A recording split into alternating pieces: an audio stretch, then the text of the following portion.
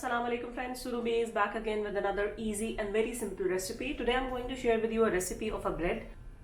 You can call it a marble bread or in my home it is called zebra bread. So let's begin with the ingredients. I'm going to use 300 grams of bread flour. If you don't have bread flour, no problem, you can use the plain flour. The difference between the bread flour and a normal flour is that bread flour is having more gluten that actually provided the chewiness or the stretchiness in the bread. If in case you don't have bread flour, you can use normal flour as well. I'm going to use 220 grams of lukewarm milk. I'll be using 30 grams of butter. It's around 1 tablespoon, you can say. I'll be using 1 teaspoon of dry active yeast. Dry yeast in the measurement it's 6 grams. I have 1 heaped tablespoon of cocoa powder. In the measurement it's around 10 grams, half teaspoon of salt, or you can say around 4 grams of salt. I have around 20 grams of sugar, that is around 2 tablespoons. I'll be using my kneading machine in order to knead the dough. If you don't have canvas machine, no worries, you can do it by your hand. Making a bread actually depends on how you are kneading it. So let's begin with the procedure. I'm transferring my flour into the kneading bowl. I will add the salt,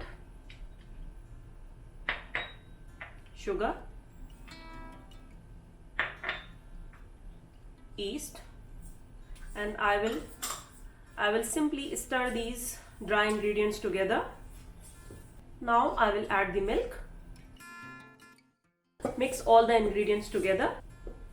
Once the mixture is in this form, I will simply put it on the machine to knead it. And I will knead this dough for around 10 minutes so that it's very soft and spongy. So after kneading for around 10 minutes, this is the condition of my bread. It's stretchy, and when you are taking it into the hand, it is sticking on your hands. So now what I'm going to do is simply take it out and knead it with my hand few more times.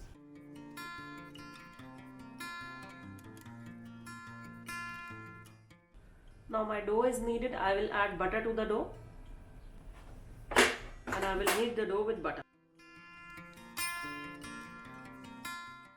I will cut my dough into 2 pieces. Transfer the dough into the bowl, kneading bowl again, and this one I will simply roll it, transfer it into the bowl, and for this dough transfer it to the kneading bowl again and add very little amount of water, around 1 tablespoon you can say.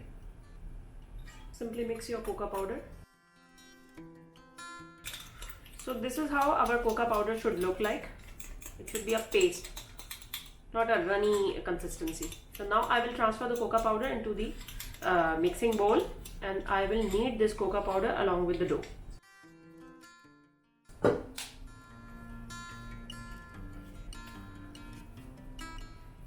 At this stage, the dough will be very sticky. Apply some butter to your hands. It will be easy to deal with it.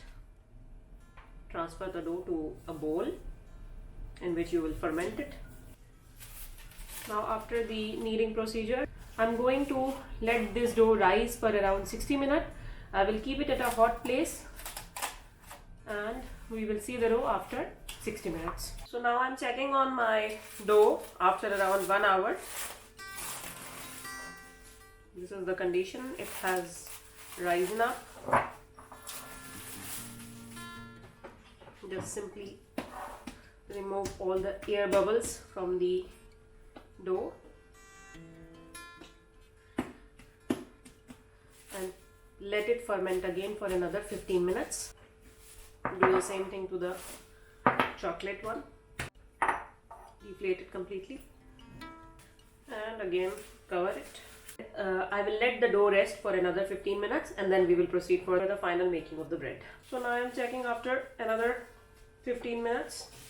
This is the condition of my dough. Again rising up.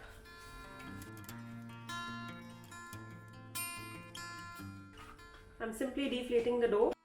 I'll just dust some flour.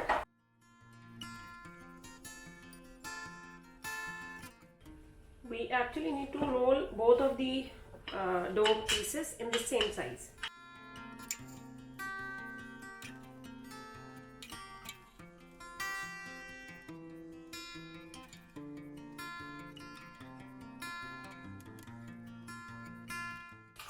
I'm going to use my loaf pan, so I'm just trying to see, this is the width of my loaf, so I'm just trying to make it, I'm just trying to stretch it a bit so that it will cover the loaf pan. Now we are moving to the next step, that is actually rolling our dough. Make sure the brown part is not coming out. Now I'm trying to close these parts by pinching them like this.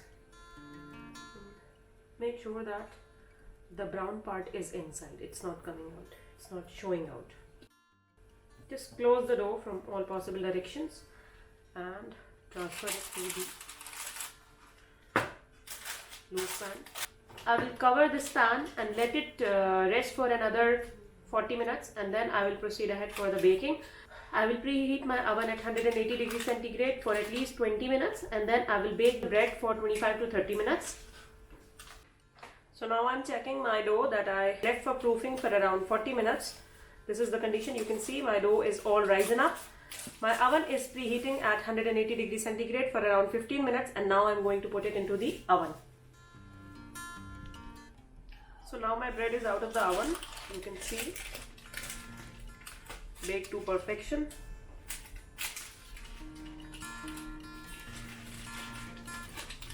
Now I will cool it on the rack, and then we'll share with you the pictures. Do try it and let me know your feedback in the comments. Thank you.